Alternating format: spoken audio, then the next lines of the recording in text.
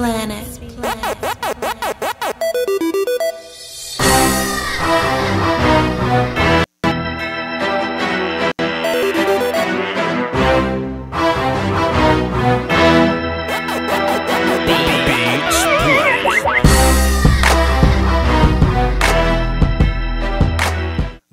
La la la la la la la la la la la la. What's happening, man?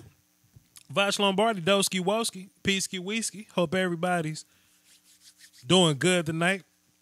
Whether you laid up on the couch with your boo or with your side woman. You may be laying in bed getting ready for work or school the next day. Shouts out to Cullen Klein, the resident third grader of Vash Lombardi Nation. Salute to you, brother. Nick Gashley is the resident fourth grader of the the Vash Lombardi Nation. Salute to you too, bro.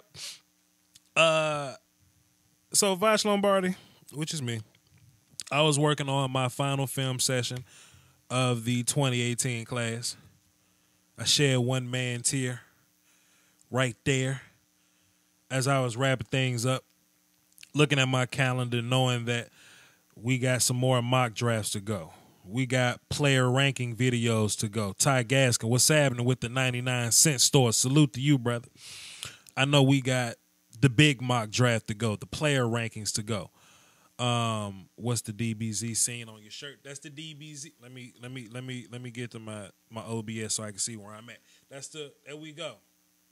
That's the Friday Goku and Vegeta joint. There you go. The dude that makes these shirts actually watch my channel. Hey. Whatever. So, what we doing here tonight, because I was making my final film session or whatever. I was I'm editing. I'm gonna be editing that throughout the night or whatever. So just some things loading up. I was taking notes on some players, and last show we talked about players that are overrated. That ended up being a very fruitful discussion. Me and Jake from State Farm got into a shouting match. You can go watch that on demand if you'd like. So this time we're going to talk about underrated players. Okay? I may give you a couple names that I feel like are underrated. Change my mind if you don't think so. You can call into the show, tell me the players that you think are overrated. We can go from there. Also, if you ain't got nobody that you think is overrated, you can tell me about the types of draft fans that annoy you. That was a big Twitter thing that I did the other day when I was at the day job board. I created this poll about the most annoying types of Twitter fans, and I'm going to get into all that. But the number to call in, as I put my phone on vibrate, the number to call in is on the screen, 515-739-1285, access code 309104, if you want to get in touch with the show. Plus, you can catch my attention through Super Chat if you like. Let me do shout-outs, man. What am I doing? Tristan Blake Rhines. The Rhines Report podcast. I highly encourage y'all to go, take a listen. I don't know if you care about being first, my mans, but it just happens that tonight you're first. Salute to you, sir. Charles Reed, Ty Gaskin, first name, last name, Blaze to Fame is going down in Tennessee for real. That's not just one. That's like three people. Sam, what's up? Cash Claymore, Obliskin again. What's happening, man? Welcome back to the show. Q Diggs gang. What's happening? Truly Nicole. Hey, Nicole. Let me hold up. Let me boom, boom, bam. All right. Let me move it out the way. Bam, bam. Okay, back at it. Thanks for joining us, Nicole. Keyshawn, Oysters, Logan, Zach, mi hermano Steve Amores. ¿Qué pasa contigo, man? Let's see. John Norman, Canada in the building. Attack Dog 0500. What's happening? My Cowboys family. What's happening? If you're a Cowboys fan and there are a lot of different pillars in the Cowboys community. Me and Lar Nation, we're a draft guy, but my Cowboys family, they're the news outlet you're looking for. I always come back and say when the Ezekiel Elliott news breaks, they were always the first ones. They never tell me how they were the first ones to get the Zeke news. They were before the damn Bleacher Report beep. You know what I mean? So if you want your Cowboys news, especially first, I'm subscribed to them. Go check out my Cowboys family. They are legit. Evan Kavanaugh, Kevin Watts, Cullen Klein, 13 years old. What's happening? Mickey Rooney, Festerson. I hope you've been watching that Harold Landry tape on repeat. Send me some film when you get a chance. Who else up in here? Okay, I think that's enough shout outs. Logan, Ron Hyatt finally made one. He was just telling me about he always missed these. You know what I'm saying? Well, welcome to the show, Ron Hyatt, Zach Donovan. Okay, I think that's everybody. I think that's everybody. Casey, what's happening? I think that's because the shout outs are very important. Amber, what's happening? The shout outs are important in a way that, you know, if y'all gonna take time out y'all busy day to come holler at me, the least I can do is shout y'all out when y'all walk in the crib. You know what I'm saying? Originally Real, what's happening? We got people that's in the phones already, so also appreciate the shout out. Up top, Vosh, working on homework right now. Hey, man, quit school. Drop out of school, man. Let me jump into this phone call real quick before I get started. Okay, Sports Fan Entertainment, Daniel. What's happening, man? What's up? Doski Woski, wake your ass up. What you got for the show? I'm doing well. Can I listen to your players that you think are underrated before I list mine, just so that I can compare? You want me to just name off a few of them? Yeah. I think guys like Luke Falk are very underrated. Guys like Dante Pettis. I think Shaquem Griffin is criminally underrated. I think people are underdrafting him because of his hand, but they're totally ignoring what gets brought to the table. Kerryon Johnson with his Le'Veon Bell type skill set, I think he's very underrated. Darius Leonard, linebacker. I think he's very underrated. Just to name a few. All right. One thing I want to mention out of that group is when you were making your list of people to watch, I said Dante Pettis. And you were like, look, if something goes wrong, we're calling you. So when something goes right, which it looks like it did, just saying. Look at, man, let me tell you something, man. It's April, and this is very time appropriate for April. Y'all can't be tapping me on the shoulder in January talking about some bots. You need to watch the dude that was behind John Ross. Of course, it's gonna be a while before I get to him, but I like Dante Pettis. No, you're good for waiting. I'm just saying, just. I did tell you, and you gave me some grief for it. So I was just, giving you some grief for giving me some grief for it. And you know what? As I look up and I see my list of players that I watch, and I got receivers right there. I got Dante Pettis with a little star next to it. So I actually remember writing that. So thank you, Sports Fan Entertainment Dan, for telling me way years ago to watch Dante Pettis. So salute to you, brother. Yep. Well, I'm glad you enjoyed it. Mm-hmm. Yep. And other players that I think are underrated, Jesse Bates out of Wake Forest. I also told you about him. Mm-hmm. I think he is an incredible free safety in terms of coverage and ball hawking. Tackling leaves a little bit to be desired, but so did Malik Hooker, and I think he's significantly better than Malik Hooker because the effort is absolutely there. And I think when it really counts, when he's the last guy there, he's pretty reliable. One other guy who's kind of interesting, I think Darius Geis is highly underrated. People forget about Geis because of the last year that he had. Now, when he was behind Fournette, people were talking about he was better than Fournette. But, I guess he was hurt this year or something like that. I'm not really news guy. I'm more so film guy. So I'm, he had to sit out a few games. I guess he had to come back and fight through that though. But I still think very highly of Darius Geis. He's probably still the second running back in this class. We'll probably, have to wait till till my rankings drop, for me to officially say that. But I still got love for Darius Geis. Yeah, he's a stud, man. I'm not entirely convinced that right now he's any worse than Saquon Barkley. Say that one more time. I'm not entirely convinced that right now Saquon Barkley is any better than him. Okay, sure, whatever.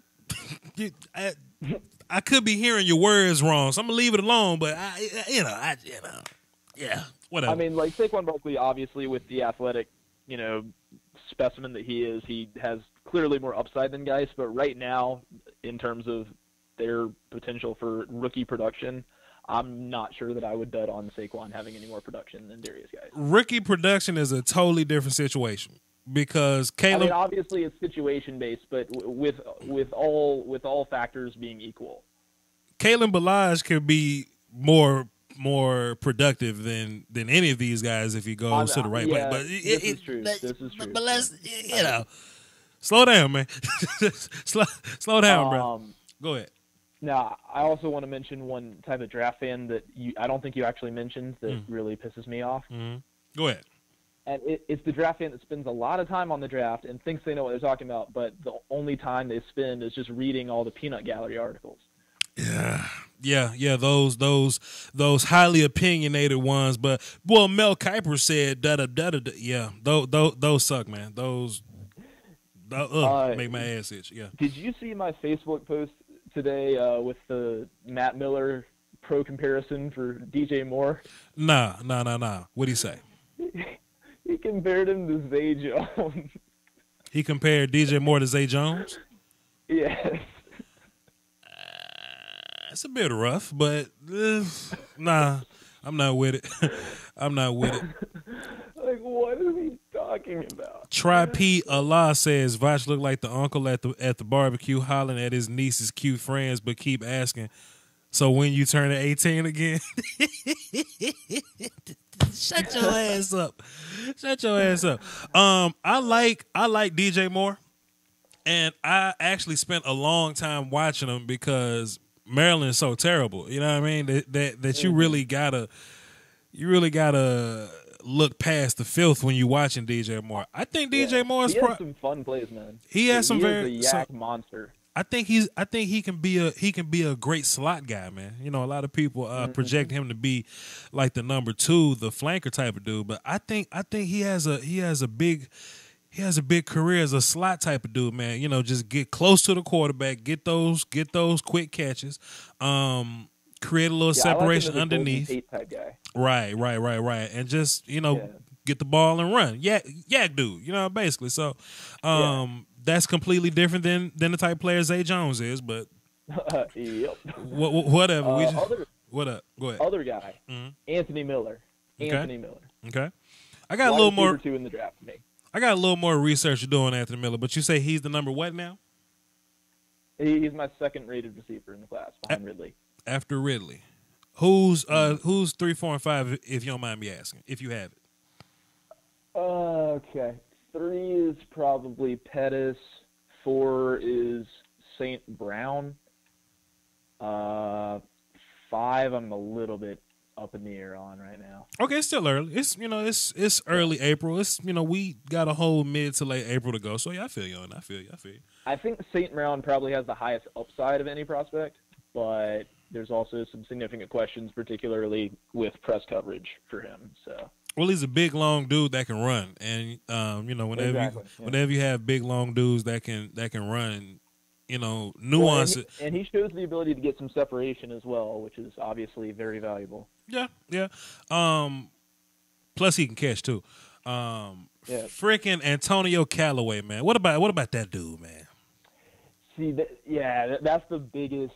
I mean, a lot of people say boom or bust prospects, and I really hate it because a lot of times those dudes can end up like you learn a few pass rush moves for Marcus Davenport, he can be okay, right? But, not necessarily like if he learns anything, he's gonna automatically be great. Like there is an in between for him. But Callaway, legitimately, like if he keeps his shit together, he will be really good, and if he doesn't, he is going to be out of the league very quickly. Like his only problem I see is like. Drops or whatever. He will put that thing on the ground. But besides that and being potentially gun under the seat guy, like Callaway could play, man. Callaway could play. That dude can move. He can run routes. He talk about yak guy. He can run. He's quick, explosive. I was watching film. You can tell I'm watching film on receivers now. You know what I mean? Because at first I didn't really have a good answer about Callaway, but yeah, he is. But man, but when you talk about off the field stuff like credit card fraud, I think he was about to hit some chick. He didn't hit her, but he like screamed real loud and the police got called or something like that.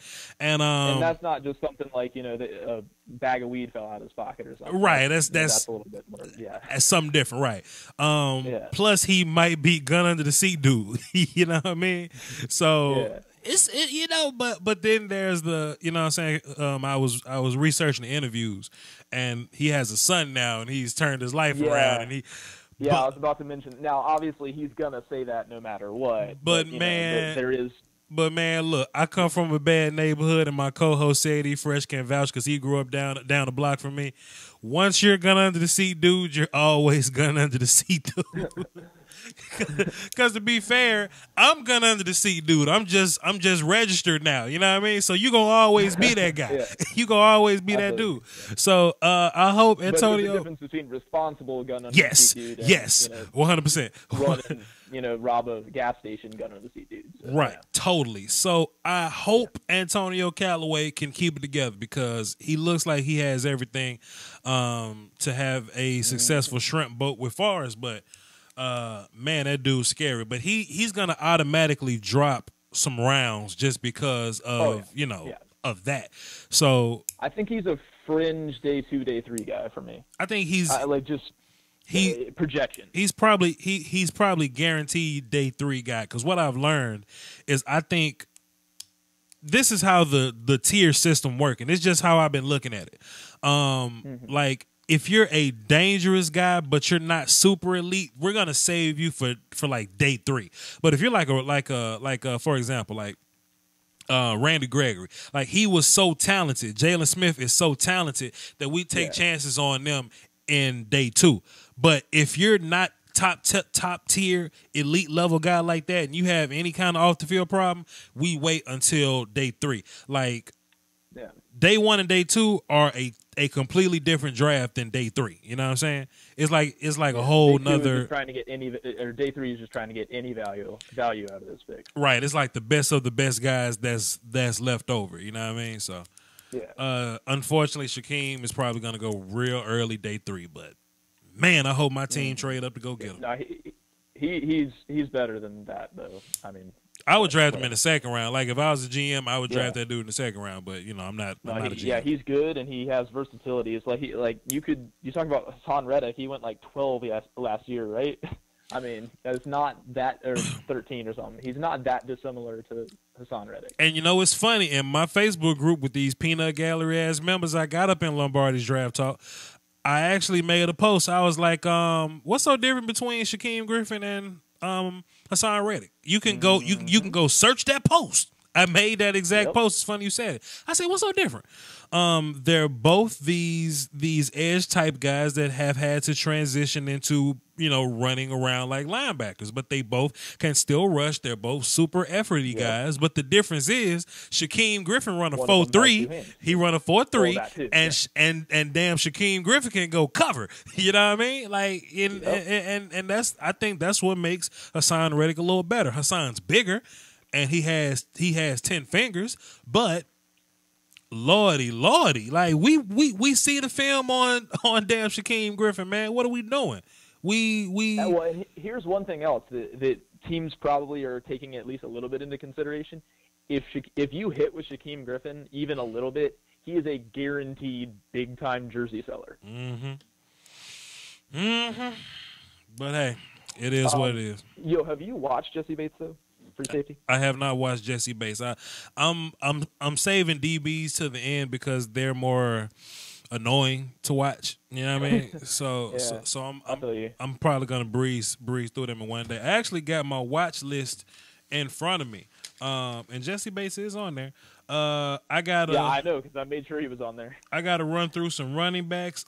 Ending receivers and wide receivers taking a while because it's 1,000 receivers that can actually play this year, and and I'm doing DBs last. So yeah, I don't have that Right. much more to go before I'm ready to answer all questions, or at least most of them. Well, I look forward to seeing your rankings. Hey man, Doski Woski, appreciate it. Mm-hmm. God damn, I hung up.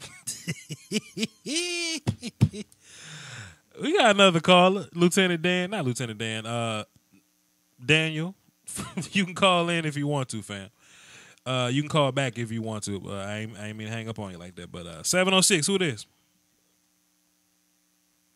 What up, man? What's happening, brother? What you got for the show? Hey, man, this Crack Baby, man. This Crack Baby 85 right here, man. Crack Baby Man. 85. That's a hell of a name. What's happening, brother? Hey, man, I just want to talk about, I guess this is going to tie into both the underrated and overrated.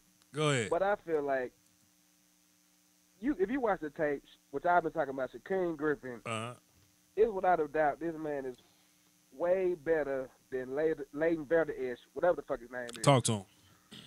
I'm like, man, come on. I'm watching this dude, Leighton Vander-Esch tape. This man can't shed blocks. Don't look like he know what the hell he doing out there on the field. But you telling me that he better than Shaquem Griffin? Damn. That's the point I don't get. I don't understand this stuff, man. Damn. Keep And going. like, Keep going. I was raised on the Peanut Gallery. Damn. Until I started watching your videos like a little while ago. Wow. I didn't really understand what I was looking at, but now that I understand what I'm looking at, I'm like, man, come on. Wow. But you got people vouching for this man, for the Cowboys to take him at 19. Wow. If the Cowboys take Leighton Vander-Esch at 19, I think I'll start being a Cowboy fan. I'd be sick, man. I'm staying down here in Georgia right now. I think I'll start rooting for the Packers. I'd be sick, bro. I just don't understand it. And What's going on, man? then look, I don't hate Leighton Vander Esch. I just hate him at 19. You know what I mean? I just feel like it's gonna be so many more better players. Go ahead. I understand it, Mm-hmm. but not in the first round. Not in the Second, first. third round, cool, take him. I totally agree.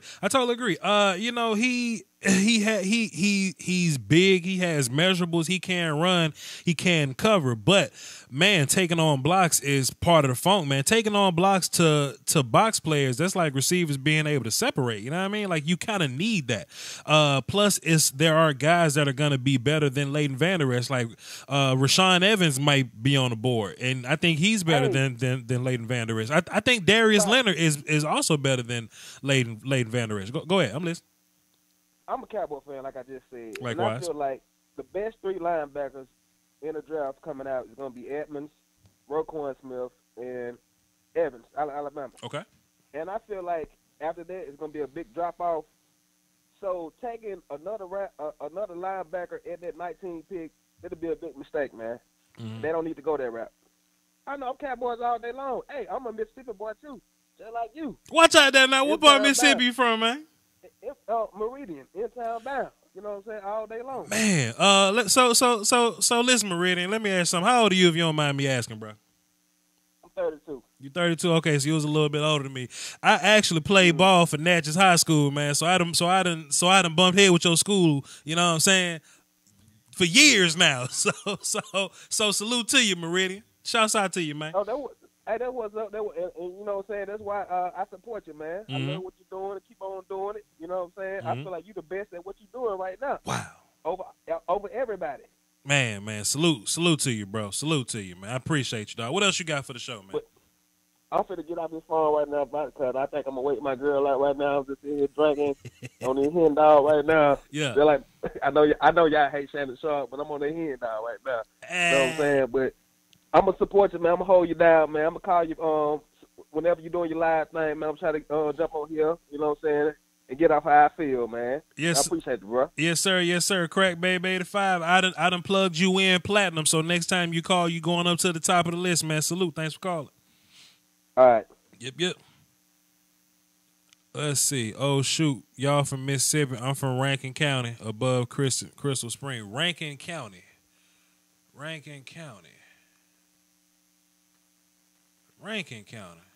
Okay. We never I never played ball versus Rankin County, but I've heard of Northwest Rankin High School. You know, I've heard of them, so I'm familiar with them. I do know Crystal Springs though. I know Ocean Springs too.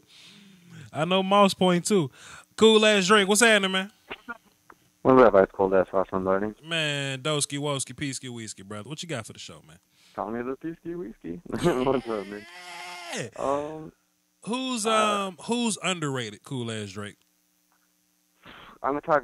These guys are like a little bit more fringe guys. Some of them might not pan out in the pros, but they're like these are like 5th, 6th, 7th rounders that I really like. Okay. This guy might be a 3rd or 4th. The first guy is Martez Carter from Grambling State. Okay. I love Martez Carter, dude. I've heard of him. The thing that's cool about Martez Carter is that, like, even if he's not going to be your feature back, he's going to make any backfield more explosive and better. Like, he can catch. So he can be a 3rd down back. He's like 5'9", 205. I don't know. He's like stocky, you know. So he almost reminds me of Ray Rice, but not really. That's a running back from Grambling. What's his name again? Martez Carter. Okay, he's on my list, so I'm actually going to watch him tomorrow. So, okay, cool. We're on the same page there. Okay. Vision and cutting. What that dude has. That dude can cut on a dime, and he's explosive. Okay. Second player, Matthew Thomas from FSU.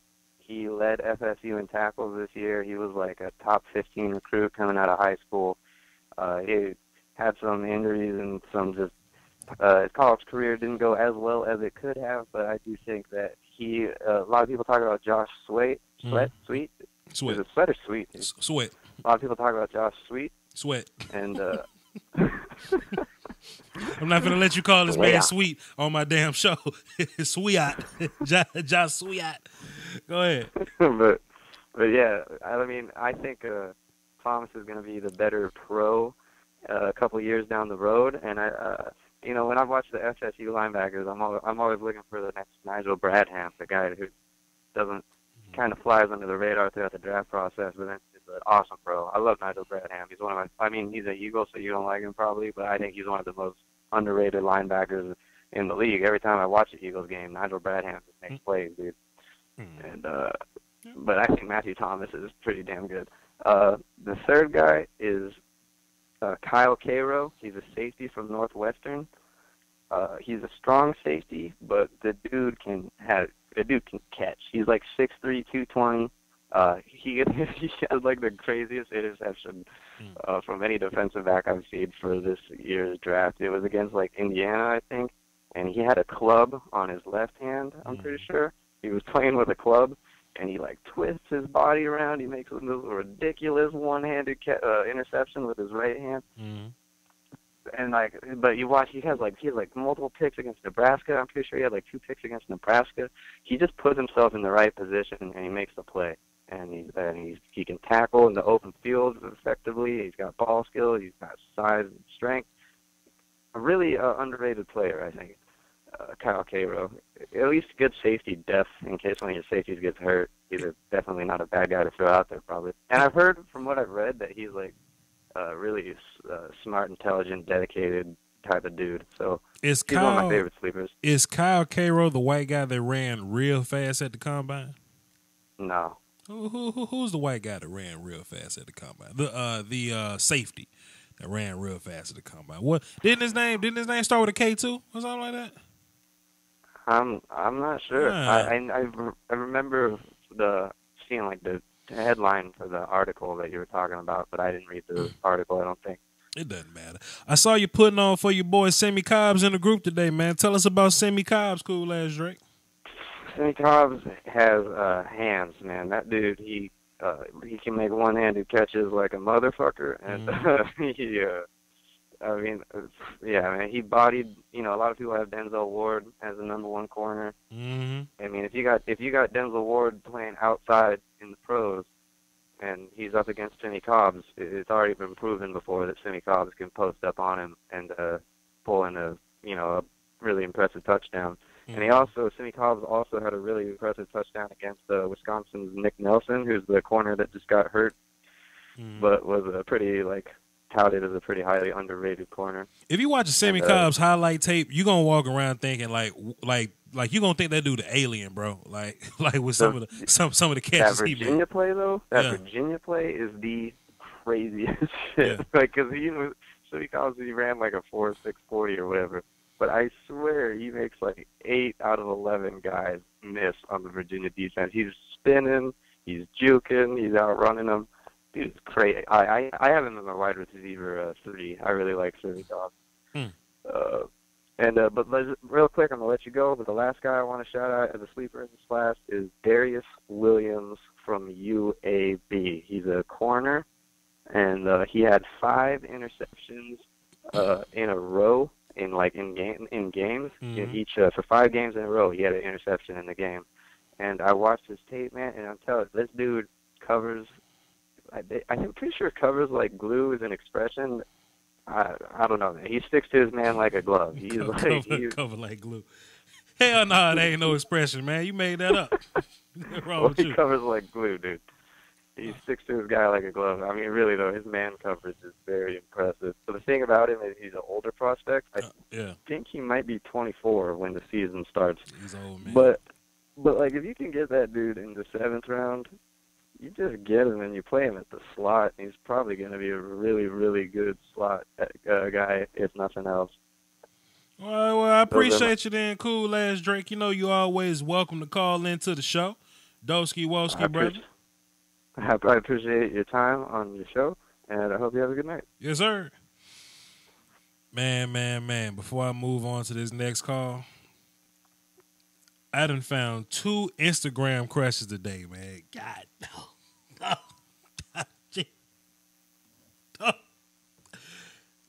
Who the hell is this damn traffic girl in Dallas? Demetria Obilor. Oh, my God. Who is that? Instagram Demetria Obilor. Obilor. Oh, my God. I'm going to Dallas for the draft.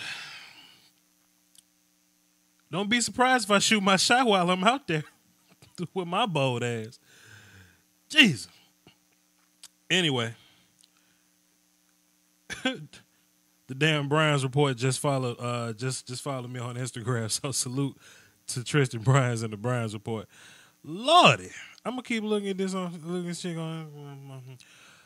Just another few names I want to bring up that's underrated. All the red helmet gangsters. All those guys are underrated. So, Jalen, while you talking, I'm about to keep looking at Demetria Obilar on Instagram while you doing that. Hell yeah, she thick. Look her up. Demetria Obilar. Obilor.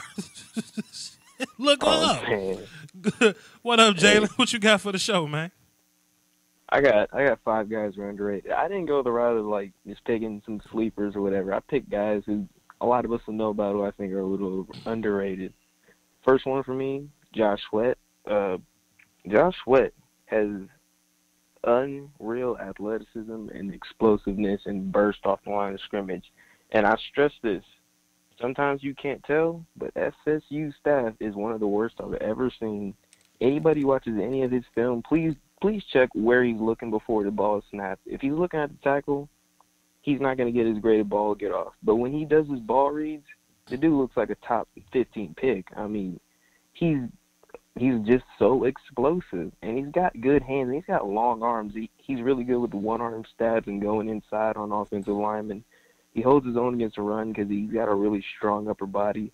Kind of like Bradley Chubb, I don't think either of them are great benders of the edge, but I think Joshua can make up for it because his closing speed is great. I mean, he doesn't have to bend. First off, if he can beat you off the line of scrimmage, that makes the job a hell of a lot easier in the first place. And then all he has to do is just finish it. And I think he's good at that. Second guy for me underrated, Frank Ragnow. Frank Ragnow to me is, I mean, he's one of the 4 best offensive linemen in this draft, or interior offensive linemen. You say one you say one of the 4 best interior guys? Yeah. Name them. I mean, Quentin Nelson probably one. Isaiah Wynn, and honestly, I might like Ragnow a little bit better than Hernandez, but that's because I'm not a power. I don't like power schemes like that. I like zone schemes more, in my opinion. I just like those type of systems more. I don't value just powering the ball and That's why I'm also not as high on Nelson as other people are. Some people say he's number one player in the draft. To me, that's Barkley. I mean, tell your mother if you want to argue it's not Barkley, but to me, Barkley's the best player. But yeah, I just don't value power schemes like that. So that's why, to me, Ragnow might be the third best offensive interior O-line in the draft. So he's got amazing athleticism. So you know, we talking about offensive line, right? You know, power is valuable when we're talking about offensive line, right? Yeah, but I prefer. Man, I know you like power guys, and that's Dallas. I prefer zone guys. I prefer finessing the shit out you. You know what I mean? Like, look at the We're Eagles, talking right? about offensive line, Jalen. Hey, is Jason Kelsey the most powerful guy in the world? We're talking about and he ain't the best offensive lineman in the league neither. We talking about offensive line, Jalen. I don't know, man. First off, let's not act like Frank Ragnow doesn't have enough power. And let me just power. He's not a mauler. And let me just say this: even though Quentin and Will are maulers, they can move, Jalen. You know, right? They can. I know Quentin can move. For me, one thing I always noticed about Quentin is he's kind of like slow to get to his targets whenever you ask him to pull or get upfield. I guess not if he's trying to just get from the second level from just a standard, quick set, get upfield. But in terms of like pulling and stuff, he always seems like he's lumbering and kind of slow. I don't know. I'm just not. Quentin Nelson's still player number 2 for me, right? Love Quentin Nelson. Will Hernandez, on the other hand, he's a powerful SOB. It's just I don't value that type of play style to me. It's like valuing. Do I value somebody like Darius Geis or Saquon Barkley? I like finesse players. I like those kind of. We talking about offensive line, Jalen. Ain't no room for finesse or just purely finesse in offensive line. Even Isaiah Wynn can get a little nasty, Jalen. What are we doing? Ragnow can too, man. I'm telling you, Ragnow. And I think Ragnow he's one of the most fluid athletes I've seen at the center position, right? Is Ragnow the best center? Is Ragnow the best center in this draft? Well, depending on what you call who's the center. Oh, yeah, he's the best center in this class. The other guy's probably Billy Price, right? Yeah, he's better than Billy Price. What about James Daniels, who's probably more fluent and can move better than Billy Price? I mean, than Ragnow. Billy Price is good. I don't know, man. We all got our guys. I like Ragnow. Ragnow. I'm talking about James. I'm talking about James Daniels from Iowa. Do you think? I know, man. He's a freaky guy. Personally, this is the big thing for me. Why I love Ragnow so much. I like him on the coach because I don't think he has to play center. I personally like him because he could be a 6'5" guard. 6'5" center to me is kind of pushing it, and he kind of had bad pad level at times because of it. That's the only kind of knock I have on Frank Ragnow. But, I mean, I just like Frank Ragnow a little bit better than James Daniels. And James Daniels tends to get hurt a lot, So, there's that part of it.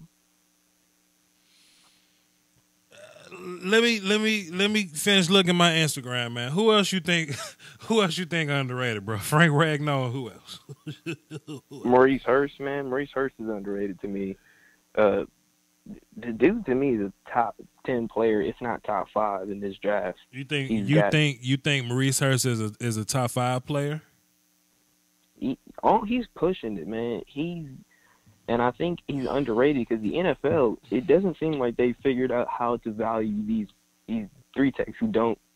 Their job ain't to play the run. Their job is to dominate and be great pass rushers. 3 techs' job ain't to play the run, Jalen. What are you talking about? He's a defensive lineman. Hell yeah, his job is to play the run. What are you saying? I mean, that's important and all. Yeah, I get running the ball, but like we said before, running is almost kind of like punting. I could be a horrible run defense, but if I can defend it fast, I can still be a top 5 I've never said defense. that. And you'll never pass. You'll never stop the pass if you can't stop the run, Jalen. Well, then ask the Chargers. Chargers were like a top 5 defense. They were second in scoring, and they allowed 4.9 yards a touch. They don't stop the run at all. And they're one of the best defenses in the NFL. I don't care. They defend the pass. I don't care anything about numbers, Jalen. I'm film guy. I'm annoying ass film guy. Fam, stopping the run is important. You don't stop the pass until you stop the run. Because if a team finds out they can run the ball on you and get first downs all day, they're not gonna throw. And you can't be a top 5 player, a top 5 defensive tackle if you're a liability in the run game. You can't do it. Well, he's not a liability in the run game. He's a liability in the run game. He's not this dominant. What do you mean, man? There's several plays where he's just redirecting traffic. Like, the way he can force running backs to cut back because he's in the backfield that quickly. He has extraordinary snap quickness. I mean, I don't think have you watched his Michigan State and Wisconsin games? You don't get drafted top 5 just based on ball get off. Taven Bryan also got ball get off. But it's levels to this. You got to bring other shit to the table, Jalen. You know that. Yeah, but come on, Jalen. He's a lot more refined player than Taven Bryan. Taven Bryan's like Robert Nkemdiche. Maurice Hurst is a refined 3-tech. Like, he's one of these new generation pass rushing 3-techs. This dude's got great hands. He's one of those. He can actually dip the corner at 3-tech, which, I mean, a lot of people, if you told somebody 10 years ago that 3-techs were going to be dipping the corner on guards, I mean, they would look at you crazy, but this kid can do it. He's got great hands. He's powerful. He can bench press offensive linemen. He's a disruptive guy. I mean, I don't know if you don't think he's good versus a run, but I've seen it several times where they try to double team him, and he's so quick you can't put your hands on him, and he's in the backfield. I don't know, man. I guess we're not seeing the same thing of Maurice Hurst, but to me, he is a dominant player on tape. Hurst is a really good player, but he's not top 5. Hey, man. I mean, I said top 5, top 10, top 5. He's not top 10 either. Well, who's 10 players who are better than him? I mean, you want me to sit down and think about it? You like sit down and write this down and like really come up with it? I mean, if you really don't like Hurst, shouldn't you just be able to quickly think of 10 guys? I mean, okay, let me ask you a question. 1-on-1, who do you think will win out of Isaiah Wynn and Maurice Hurst? How much time are we giving him? It's like, because Isaiah Wynn can technically win if the quarterback can get the ball out in like a second and a half. Okay, but, so I mean, so 10 players. Okay, so like let me look at my list because I'm better with my list. Saquon, Bradley, I think Quinn Nelson. I think really highly of Harold Landry. Let's see, Derwin. Yeah, I can't stick with you on Harold Landry, and I love Harold Landry as a pass rusher, but better player than Maurice Hurst. Derwin. These are like similar players. They're great pass rushers, but Derwin. Hurst is a high upside as a defensive as a run stopper. Derwin, Minka, Tremaine, Roquan. I ain't gonna say Calvin really. Denzel Ward. Nah, I don't know about Denzel Ward. You don't think Denzel Ward's better than Maurice? Okay. Well, let's think about the kind of corner Denzel Ward is. Like he's going to be a sort of number 1 corner, but he's not going to be able to guard those big matchups. Like you're not going to throw him out there. I love Denzel Ward because I think he has the ability to take away guys like the Odells, like the short, quick guys who can beat you off the press quickly. Like you got good mirroring skills, but he's not going to guard guys like Julio or AJ Green who are going to post you up. I mean, we've seen it with Simi Cobbs. He's not doing that. That has nothing to do with Denzel Ward being better than Maurice Hurst as a football player. Well, tell me this. Did you think the same thing about Aaron Donald when he was coming out? I mean, did you think 10 players were better than him, really? I think it's also... I wasn't a draft guy back then. I wasn't like a super draft evaluator back then. It seems like people just don't value 3-techs highly is a part of why they're not ranking him as high. I mean, see, Jalen, I actually love 3-techs, man, because if you watch my videos, man, I tell people all the time like 3-techs are schemed into getting 1-on-1 blocks, and I think whenever you get a highly dominant player that consistently gets 1-on-1 blocks, you got action. So I value 3-techs very, very highly. I love 3-techs. I just don't consider Maurice Hurst as a top 5 player or 10. Well, What didn't you like about Maurice Hurst? What don't I like about him?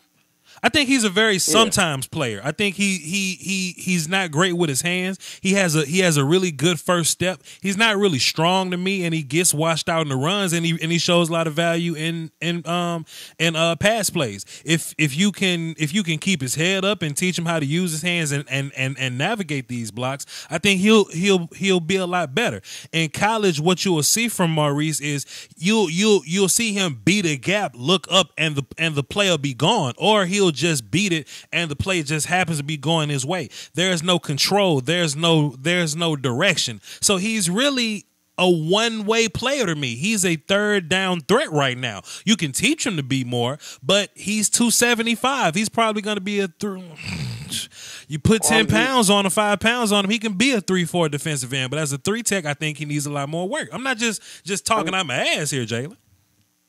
I know, but this is the thing.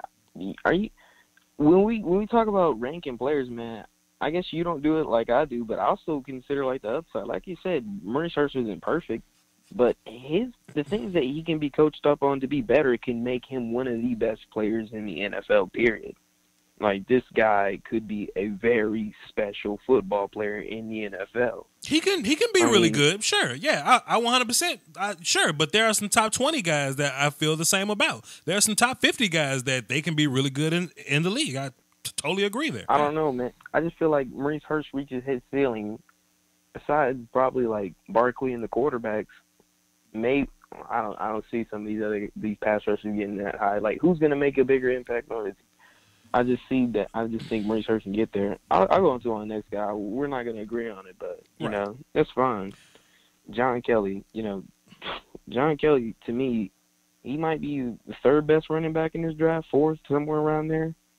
I mean, a lot of people are comparing Sony Michel to Alvin Kamara. To me, John Kelly compares favorably to Alvin Kamara. The dude's got great balance through contact, and I love his ability as a receiver. Even though he's a guy who uses power, because a lot of times we see these power backs, they're not really these great pass catchers, right? This guy's a little bit different. And there's a lot of analytics that I've seen that go into it. I'm not going to discuss those with you because I know you're not a numbers guy, but to me on tape, John Kelly, he's really good. He can push a crease and then explode out of the hole once he feels it's ready for its time. I really like his ability to cut back. He's got good vision. And like I said, the balance through contact, I love that trait about him. I think it's an underrated trait about a lot of running backs. But to me, it's really important. It's a big thing why I think John Kelly is such a good football player. Okay.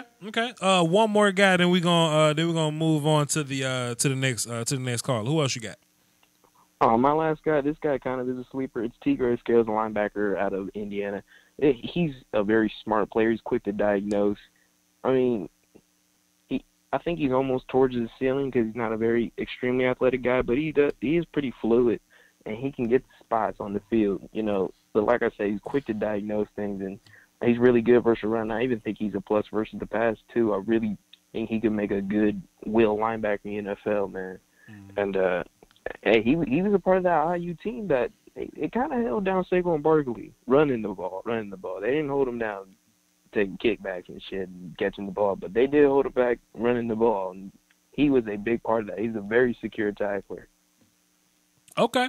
Hey, man, Jalen, appreciate you. Thanks for calling in. You already know that if somebody calls and they call you stupid, you can feel free to call back and fuss with them. You know you got rights like that. All right. Appreciate it, man.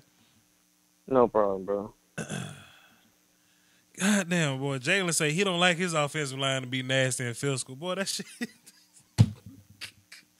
Look, man, Sushi A17 dropped a super chat. And he was trying to get my attention. Then he was in a regular chat like, man, I can't believe I missed my super chat. I was screaming at Jalen because Jalen really don't like his offensive line to be nasty and physical. That shit threw me. I thought that was the key. I thought that was the, you know what I'm saying? I thought physicality put the nibble on the titty for offensive linemen, but, you know, that's just me. Whew. I can't wait to go to Dallas to shoot my shot. Anyway, addressing the super chat, Sushi817, he says, if we go, he's talking about Dallas right now, the Cowboys. If we go linebacker and offensive line in the draft, how do you feel about grabbing Earl Thomas? He also sent another super chat saying, Vach, can you answer my last super chat? Salute to Sushi817. I'm all about getting Earl Thomas, man. It just depends on what we're giving up. I'm not trying to give up a first, second, or third for Earl Thomas. If they'll take a 4, I'll give them a 4. But you look at first round picks, a top tier cheap player, 5th year option, that's valuable. You can get a starter in the second round.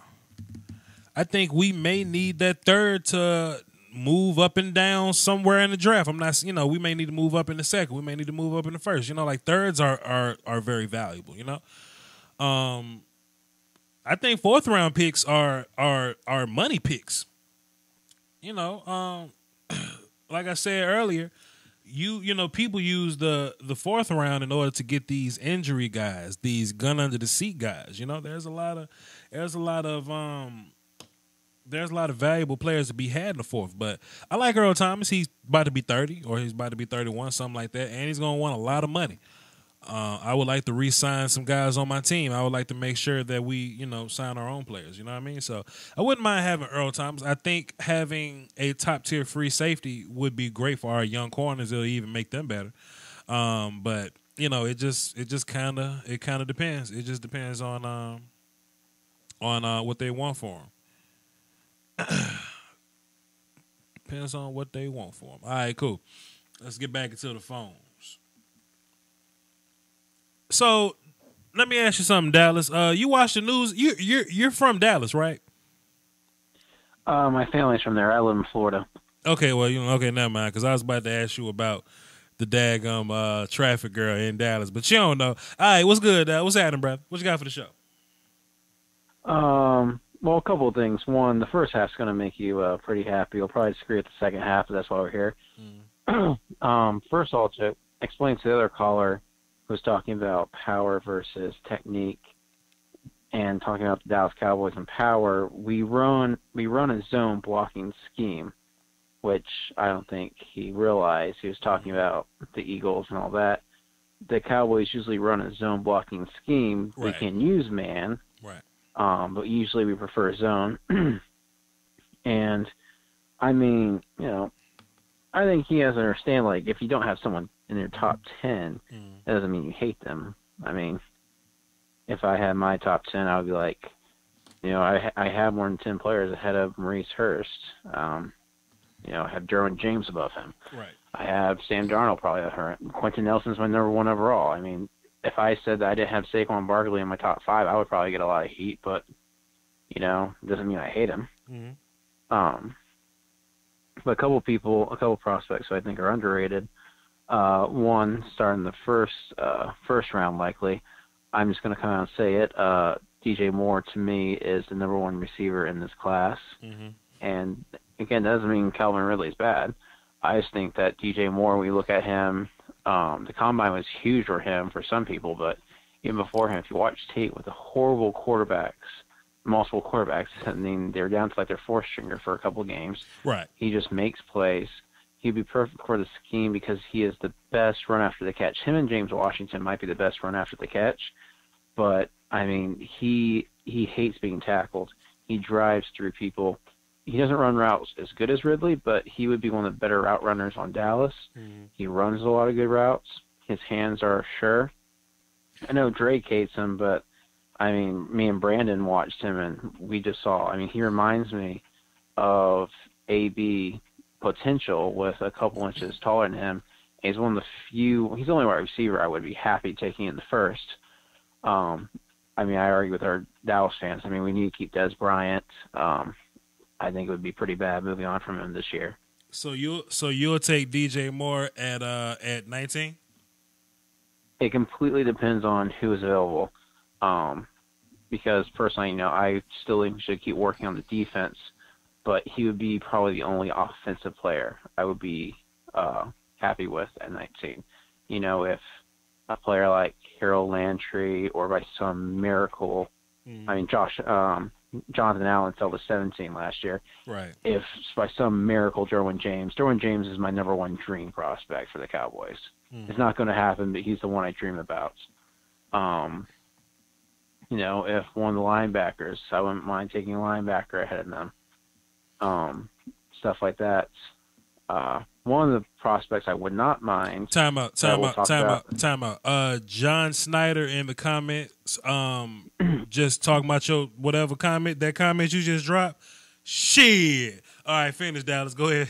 Go ahead and feel what you were saying, brother. My bad. Yeah, no. One of the prospects I would not be upset with at 19, I'll talk about later because you'll probably disagree. But continuing on underrated prospects, another one who's later rounds would be Ito Smith, running back. Basically, you know, out in space. I just love him getting out in space. He would be perfect for our scheme.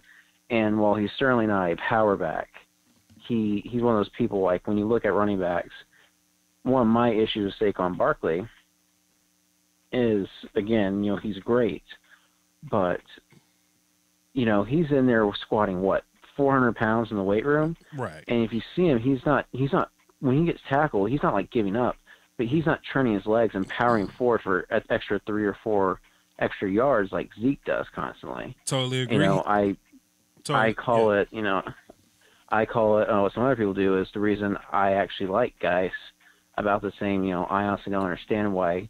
I understand why Saquon is a top 10 prospect. I don't understand why people act like there's this massive ocean between him and Geis, who Geis on a team with no quarterback, he showed me he could power through. He showed me breakaway speed. Speaking underrated, but not as much. I mean, Saquon doing that worries me. Ito Smith, he's like 5'9", I think. I don't even know if he's 200 pounds. Again, he's a guy who you're going to try to get the ball out to in space, but he does have power to, you know, fight for the extra yard, and he actually shows that effort. Again, I don't think Saquon, you know, doesn't show effort. I think the opposite. He shows great effort on the field. However, you know, you can see when people are churning their legs, seeing every last inch out. A wide receiver that I like, Arnoff likes him more than me, but I think he would be a target in the third round if we haven't drafted a wide receiver by then. I like Deshaun Hamilton out of Penn State, high 4.4s, and he's one of the best route runners in this draft, which is what we need, as you know. And he's just one of those people that the Cowboys will like because they've seemed like the Big Ten lately. Right. He comes from a big school. Will McKay likes the big schools. He has a size the Cowboys like in receivers. Unless you're a punt returner and on day 3, they generally want to draft receivers that are 6 foot plus. He has, you know, decent speed, again, high 4.4s, and he can show separation on tape. His hands seem pretty good. I mean, like, for example, DJ Chark, I'm an LSU fan. Reason why I would be a bit cautious about DJ Chark, I think he's a good player who will make it in the NFL, but like Terrence Williams, which is the most annoying thing with Terrence Williams, is, you know, not him not getting out of bounds in 2016. That was just a dumb decision. It's when he loses us the game against Green Bay by single-handedly causing pick 6, when he gets hit in the chest, tries to body catch it, and it pops up in the air for an interception. Deshaun Hamilton, you know, he's not perfect. He doesn't have the greatest hands in the world, but he seems to have good hands to add to it. And before I get into my final guy, who we might disagree with, right. I'm not in love with him. I just think it's you hate him more than I hated Taco last year. I'll put it that way. Who's that? Josie Jewell? No. I'll get to him after my last underrated prospect. Oh, okay. Underrated prospect that I wouldn't mind getting, because my number one tight end is Dallas Goedert. But I don't think we're going to draft him because that would require most likely our first round pick. I said I don't like Dallas Goedert? No. This is that's the next player I'm going to talk about. I'm just talking about my last offensive underrated player, and then I got one more guy for you. Okay. You probably know him, and he's actually been getting some hype. Shockingly, Daniel Jeremiah was talking about him. All of a sudden, like literally this past 2 days, he's suddenly gotten hype. But I like Ian Thomas a lot from Indiana. Dame Prugler on the draft show has been hyping him up, and I agree. He's one of the few tight ends in this class that can catch, right, but can also block. And, you know, he didn't have the best quarterback help, and he shows a lot of potential that I like. And I think he could be one of the better tight ends to come out of this class eventually. I was hoping to get him in the 4th round because I want to use the 3rd to, my dream is if we can get a guy like Austin Corbett in the 3rd from Nevada to put in at left guard, I think he'd be great because he would just be like that Ron Larry style grinder playing between 2 all-pros. He'd be fine. That would fix our offensive line. But, Ian Thomas, instead of the 4th, it might be a top 81 pick. But those are some underrated offensive players. So, like, a player that I do not love as much as some others, but I don't hate nearly as much as you. Right. Basically, it's a guy who I would nod my head and understands if he was to pick in the 1st round. I wouldn't be upset at all. I do not hate Leighton Vander Esch nearly as much as you. I don't really hate Leighton Vander Esch. He just can't be my player at 19. Yeah, you would prefer a trade down? Because that's how I'm kind of at with, some guards where I like Will Hernandez a lot. I like Isaiah Wynn, but I want to trade back first. I'm not a big fan of trade back scenarios or whatever, but I mean, shucks, man. I would much rather take Will Hernandez than Leighton Vander Esch. I just don't care for Leighton Vander Esch at 19. I wouldn't even trade back to like 25 to get. Like, he needs to be like a 50 guy. Yeah, well, I don't think it's apparently the Packers apparently like him. I want to pick him top 15. Apparently, Tennessee has some interest, and Steelers love him, so I doubt he's getting past the 1st round.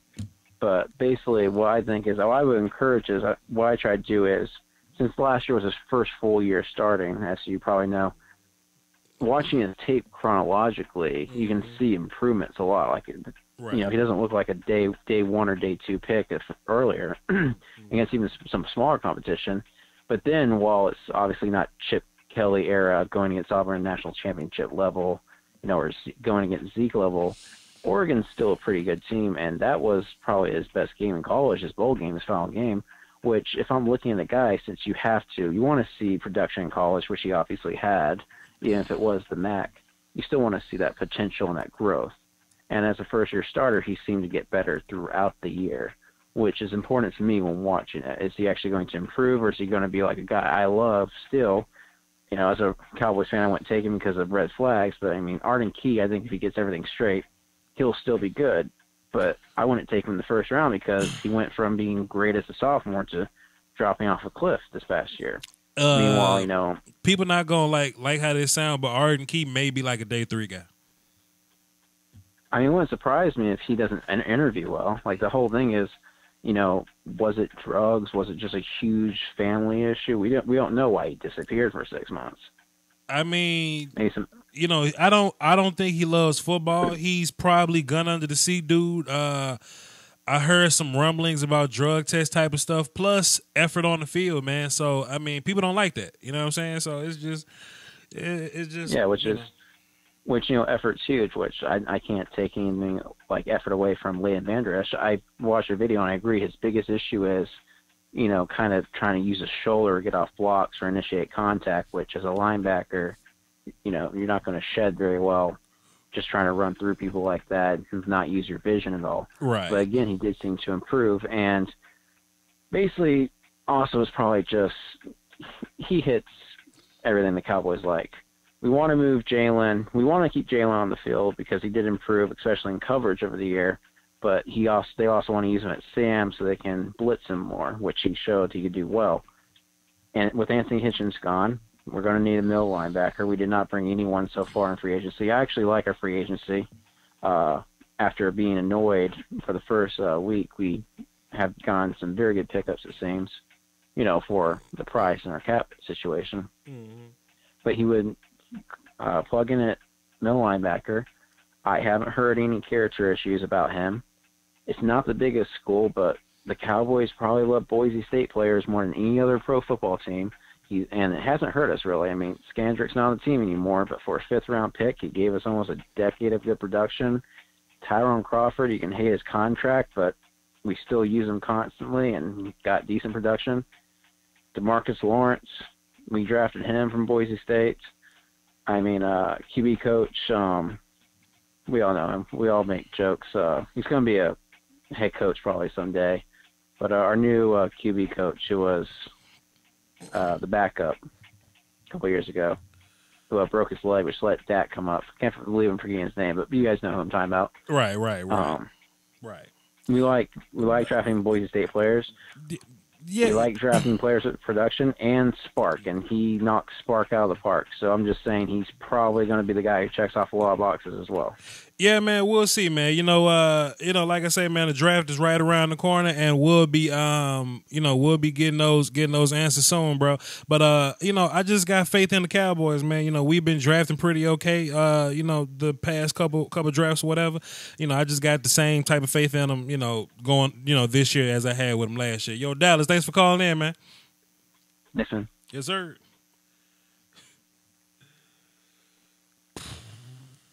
Boy, oh boy, oh boy! I need about 5,000 more subscribers, boy. I need a little more on my Patreon before I can do that. Boy. I tell you what, I'll be in Dallas for the draft. I'll be there for 5 days. I will shoot the whole shot if I see you, dog. And the chat box know what I'm talking about. I will shoot the entire shot. The whole one. Steph Curry. My wrist broke. Damn, 918. Thanks for being so patient, bro. Who it is? Hey, this is Mike Henry. What up, Mark Henry? What you got for the show, man? Yeah, man. Just want to comment on some players I thought were underrated. Kind of follow it. What you got? First off, I think Baker Mayfield's a little bit underrated. Right. Just because I think that his accuracy that he shows on tape, that he has more throwing power than what's given credit for. And I think the comparisons to Johnny Manziel are a bit misguided. Mm-hmm. I mean, if you look at his touchdown to interception ratio, the guy's very safe with the ball for the most part. Mm-hmm. And he never really had a Mike Evans-like receiver to throw the ball to lean on. Yet he was one of the most productive quarterbacks in the history of college football. So I think that if he was like 6'3", 6'4", and went to church every Sunday, he'd probably be the number one overall pick in the draft.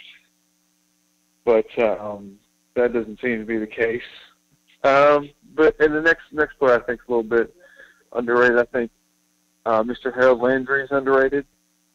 I think that he is a kind of player that should be in consideration to be a top 15 pick based on film, his athleticism, his production, his work ethic. He seems like he could be a team leader for you going forward.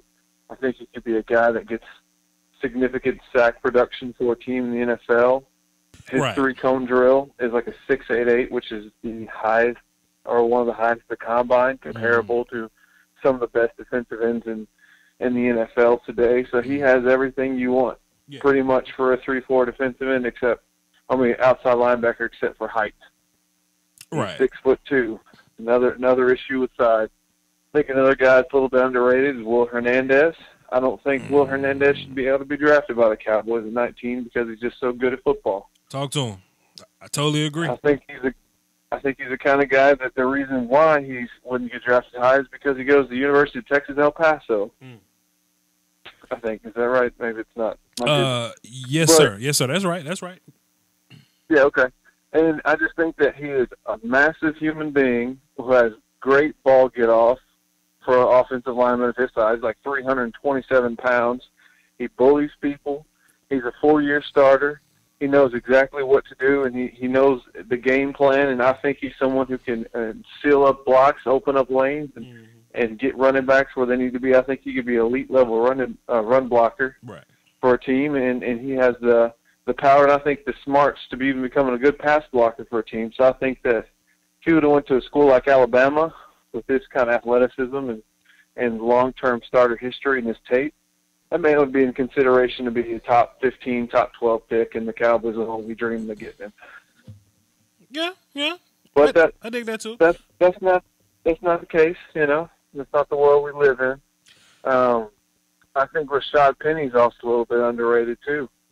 The man had 7 kick returns for a touchdown in his career. He's a 5'11", 6', 220 guy who runs a 4.45, who can receive, had over 2,000 yards his final season of college. And I know you're not a big fan of PFF, but he had the most missed tackles of any running back in college football in 2017, weighing 220. See, that's not a bad PFF metric though. You know what I'm saying? Like those type of numbers, you know, like where you actually got to count stuff. I actually like PFF there. I just don't like when they rank people with no evidence or they don't explain shit. But I'm with that. That's a very you know, interesting number though. Broken tackles. Sure, go ahead. Yeah, and I think the other thing is when it comes to running backs, it's like, oh, can he run block? Well, he can't run block, so we should draft him in the 3rd or 4th round. Oh, he went to San Diego State. Oh, we shouldn't draft him high, so he should go in the 3rd or 4th round. And in all honesty, I think that you could put him in consideration to be the 3rd, maybe 4th best running back in this draft class. I mean, I respect Darius Guys and I respect Saquon, but when it comes to 3rd running backs, you've got Ronald Jones, who's pretty talented. You've got Sony Michel. You got Nick Chubb over there. And I think that he could be in strong consideration based on his receiving skills, rushing skills, his evasive tackles, his size, his speed, to be the number 3 running back in the draft and maybe early 2nd round pick for a team, say like the Indianapolis Colts. Right. Draft Quentin Nelson, get Rashad Penny in the 2nd round with one of the 2 picks. I think that'd be a great decision for the team. Yeah, I totally agree. You know, it's just you know, stacking these picks up, man, and you know, people want to tank or whatnot to get, you know, those top 5 or 6 or so picks. I think the best picks are going to be, you know, between like 12 and 50 or so. You know what I mean? Like that's when the draft is really going to get fun. So you know, as a Cowboys fan, I like drafting at 19. And you know, the more we talk about these quarterbacks moving up, and this ain't just for Cowboys. You know, the quarterbacks move up, everybody else in the draft moves back. You know, moves back one tick. So let them quarterbacks go early, and let Saquon go, and all those running backs, so I can give me a solid Harold Landry in Dallas. You know what I'm saying? I'm with that. What's your name, man? Absolutely. My name is Michael Henry. Mike Henry, there you go. Thanks for calling in, man. I'm putting you in as platinum. So next time you call, you go to the top. Michael Henry. Bam. Thank you, brother. Can I get one more person in before you hang up on me? What you got? With one more. I think Shaquem Griffin's underrated. Absolutely. I think the main reason why he isn't going to go higher in the draft is because he has one hand. Mm-hmm. And I don't really think that's a great reason. I agree. Based on the guy's heart, athleticism, his ability to find the ball carrier, his instincts, his ability to rush the passer. He looks like someone that he will be a good NFL player, and if he has someone to believe in him, right, he's the kind of guy that he will inspire others and be a big impact on any team. I mean, if the 2nd round comes around, the Cowboys are sitting there, why not go get Shaquem Griffin, you know? Say, I believe in this guy, and I tell you what, he could be a 8-10 year starter for your team and give you great production. He'd get sacking and rushing the quarterback, covering tight ends, and chasing down the ball carrier. I think he would be an impact player even with one hand, which is the only reason why he'd even go in the 2nd round. Man runs a 4.38. It's ridiculous. I totally agree, brother. Yeah. They are 100% sleeping on the young boy Shaquem, and they got him all the way messed up. Yo, Mike, thanks for calling in, man. Absolutely, man. Bye. Whew. It's going to be the last caller. Let me check my... Yeah, we at hour 15, so yeah, cool. This is going to be the last caller. Let me... Sam Pinion, what the hell you want, man? Hey, what's good, Vox? Holding it down for the Doski-Woski, brother. Real preoccupied over here. But what you got for the show? Yeah, I've been watching your feed, man. Who is this fine lady you're showing us? Bruh, she does traffic in Dallas. she worked for the news. So, of course, when I go to Dallas, I'll be cutting the news on early in the morning to get a live look. Plus, I might, and it sounds stalkerish or whatever. I don't know. This may sound kind of stalker creepy or whatever. But if I happen to be in the same place that she is, like, if I'm just looking through her Instagram and I see something like, oh, my favorite restaurant is Restaurant A, I can't confirm or deny that Voch Lombardi may show up at Restaurant A hoping that she's there so I can shoot my shot. That's all I'm saying. Hey, take a chance, man, to shoot your shot, you know. Man, look. Who knows what can happen. Let me say that. Let me just, if I could just make this real Voch's voice for a second and we can get right back to, like, football, right? Like, if I had to create a wife, Like, you know how Build-A-Bear Workshop works? You know, you just go in and you pick a bear, you pick the color, you pick what type of ears it is, and you can get a little voice box and put that in the bear, and you can give it a name and shit. If I can build a woman, and this is borderline misogynist, but fuck it, they gonna have to hate me for this. If I can build a woman, oh my God, this is her. Let me give you the name, Champagne. Let me give you. All right, I'm ready. Let me give you the name, Champagne. Demetria Obilor, Demetria, and once you get to this point, she should pop up. Obilor, Obilor. The only reason I know of this lady is because she works for the news or whatever, and there was this one white lady that had a comment on that news's Facebook or whatever, and they were like, "Oh, why this lady got to get on TV being all thick and stuff, making bony women feel bad, da da da, boom boom boom," and you know it made black people feel some type of way, so it circled throughout our community or whatever, and that's how she became famous to me. That's how I first knew of her. But I also know her because on my Twitter, all the Cowboys players and beat writers follow her and shit, right? So occasionally I'll see this retweet from Clarence Hill, a Cowboys beat writer, or from some Cowboys players. But it just hit me while I was doing the show with y'all to look her Instagram up. And let me just, oh my God. Never a bad choice. Oh my God. Oh my God. So I'm not gonna pull a Lloyd Christmas and try to, you know what I'm saying, stalk this woman in Dallas or nothing like that. But if I, you know, physically she's what I want. Now, if she's a bisexual and she like chubby dudes, you know what I'm saying, then we on point there. We go to the promised land, brother. So if I run into her, dog, like she getting the best shot I can shoot, bro. It is what it is, Sam. Anyway, back to football, man. Back to football. What the hell you want to say? Back to football. Yeah.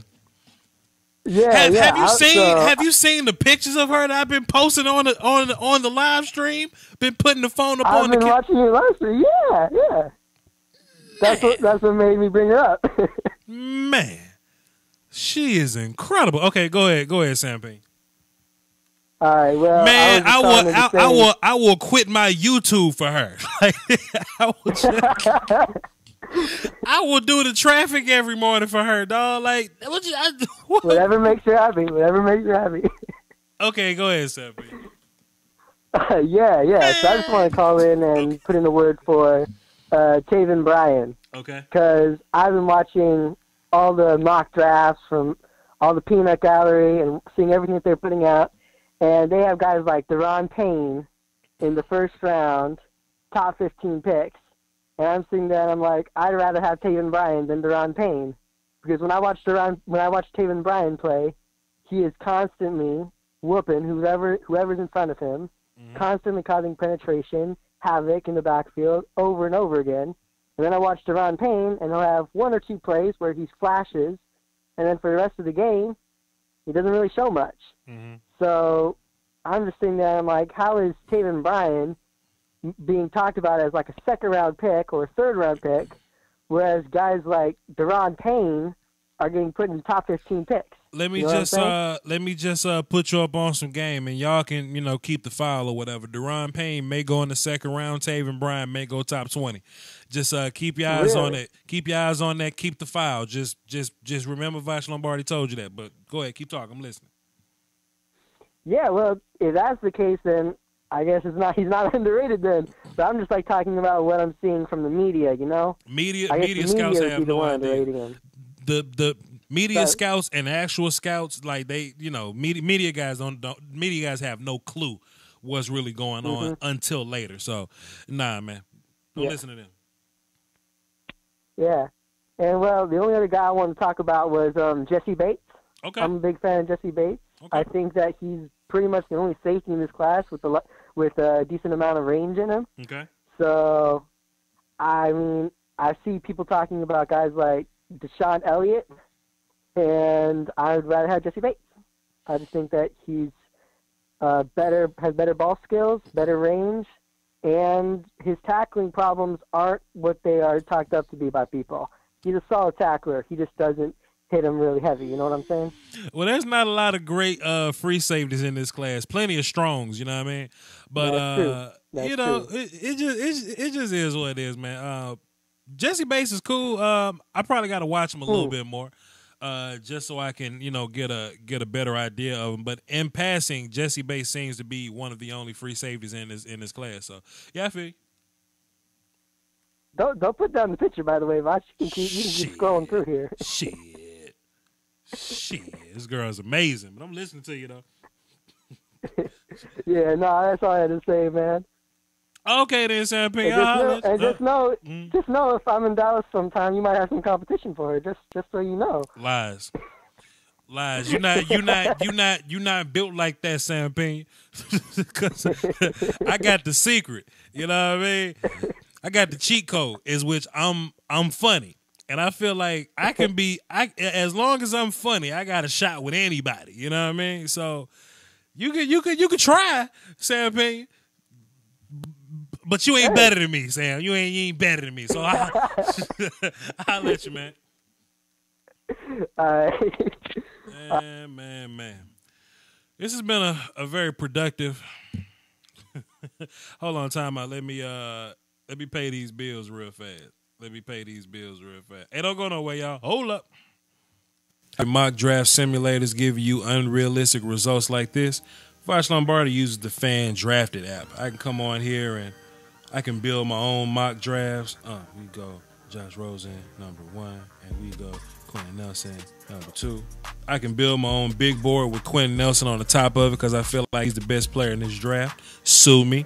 I can do player rankings. I can move guys all up and down this thing if I want to. But the most fun that I have is using the live draft, where I only use one team. We get the Giants, and we're going to go 4 rounds, and let's see.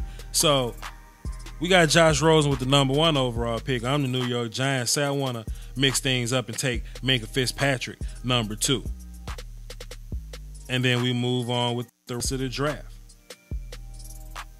Say in the second round, I want Will Hernandez to save the New York Giants. Boom, boom, boom.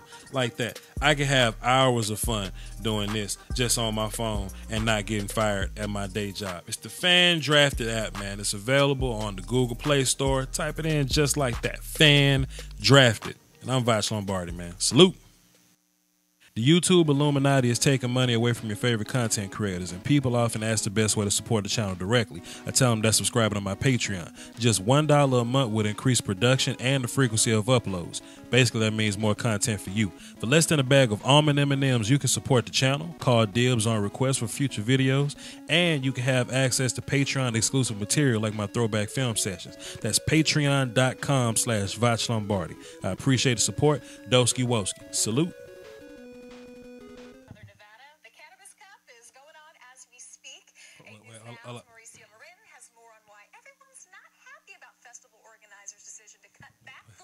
At the Cannabis Festival. Let me. I like that. Okay, y'all, we back. So yeah, this has been a very productive stream. We had a lot of had a lot of views. That's always good. A lot of callers. That's always good. Me and what's his face kind of fuss for a little bit, but that's okay. It is what it is. I got a day job in the morning though. I will be dropping my last film session in the morning. Let me see how many people watching this.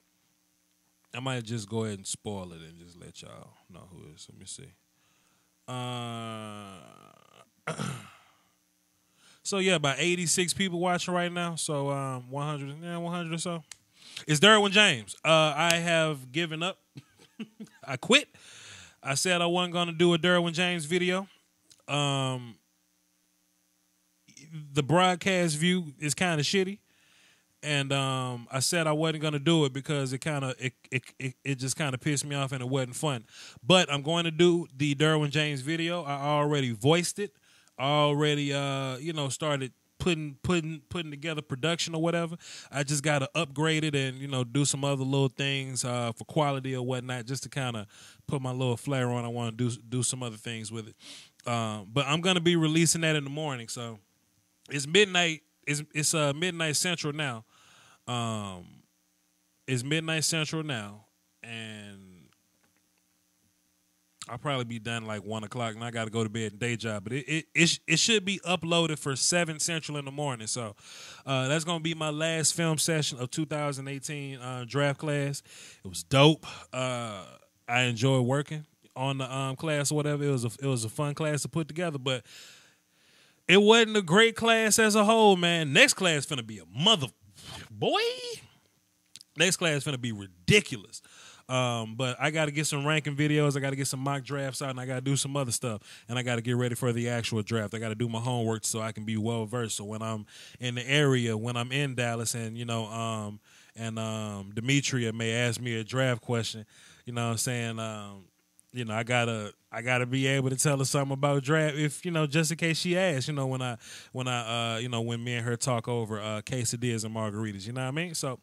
With that being said, y'all, leave us a like, please. Subscribe if you haven't. If you're watching this on demand, leave a comment, all that type of stuff. Don't forget about Lombardi's Draft Talk. Patreon is more important than food, water, and threesomes. And Fan Drafted app is dope. I like it. Y'all hold it down for the Doski, Woski, and the Peasky Whiskey, man. Until next time, I'm Vash Lombardi. Salute.